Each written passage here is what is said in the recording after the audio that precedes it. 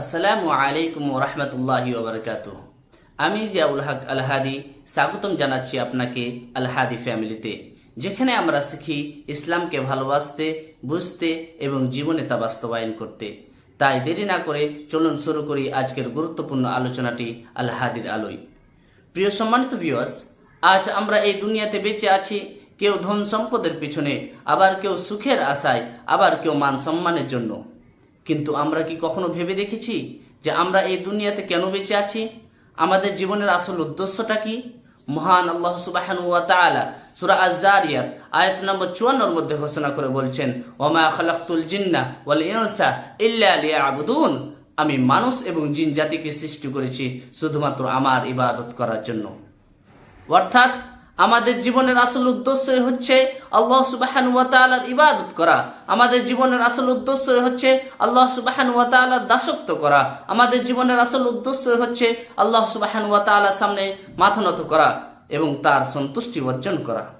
কিন্তু আজ আমরা সেই মহান স্রষ্টা আল্লাহ সুবহানাহু ওয়া তাআলাকে ভুলে রয়েছি।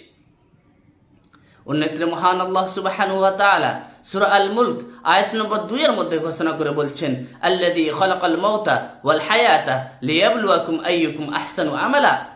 যিনি আল্লাহ মৃত্যু ও জীবনকে সৃষ্টি করেছেন যাতে তোমাদেরকে পরীক্ষা করতে পারে কে তোমাদের মধ্যে কাজে উত্তম।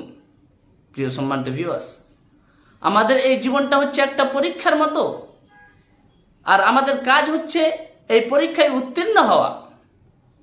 কিন্তু আজ আমাদের জীবনের বাস্তবতা হচ্ছে এই যে আজ আমরা এই দুনিয়ার জীবনটাকে চিরস্থায়ী জীবন মনে করে নিয়েছি।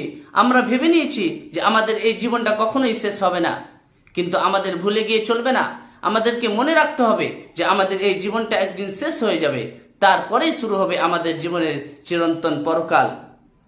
যারা আল্লাহ সুবহানাহু ওয়া তাআলার দাসত্ব করবে, যারা আল্লাহ সুবহানাহু ওয়া তাআলার কথা অনুযায়ী চলবে, যারা আল্লাহ সুবহানাহু ওয়া তাআলার ইবাদত করবে, তারাই আল্লাহ সুবহানাহু ওয়া তাআলার জাহান্নাম থেকে পরিত্রাণ পেয়ে জান্নাতে প্রবেশ করবে। আর যারা আল্লাহ সুবহানাহু ওয়া তাআলার দাসত্ব করবে না, যারা আল্লাহ সুবহানাহু ওয়া তাআলার কথা অনুযায়ী চলবে না, তারা আল্লাহ সুবহানাহু ওয়া তাআলার জাহান্নামে প্রবেশ করবে। প্রিয় সম্মানিত ভিউয়ার্স, আমাদের এই জীবনটা হচ্ছে খুব ছোট জীবন। এটা হচ্ছে একটা ঘুমের মতো। জেগে উঠলেই শুরু হবে আমাদের আসল জীবন। তাই আসুন জীবনটা কাটাই সেই মহান সত্তার জন্য যিনি আল্লাহ আমাদের সৃষ্টি করেছেন। অবশেষে আল্লাহ সুবহানাহু ওয়া তাআলার কাছে দোয়া করি, হে আল্লাহ, তুমি আমাদের সকলকে তোমার ইবাদত করার তৌফিক দান করো। আমিন। আসসালামু আলাইকুম ওয়া রাহমাতুল্লাহ।